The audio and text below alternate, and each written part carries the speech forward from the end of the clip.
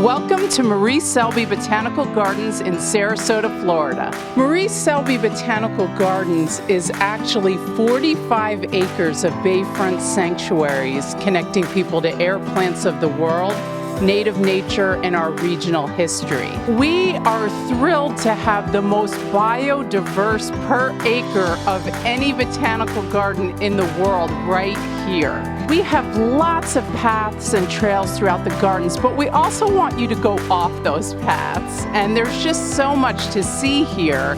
And you almost forget that you're right downtown in the heart of the city of Sarasota. It really is an urban oasis. And of course, being on Sarasota Bay and having that wonderful backdrop to everything you do here makes for a perfect outing. There is so much to see packed into this site.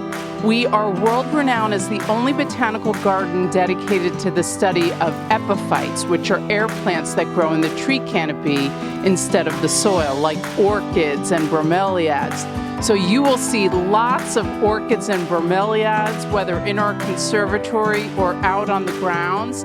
And don't forget to look up at the trees because the orchids are up there too.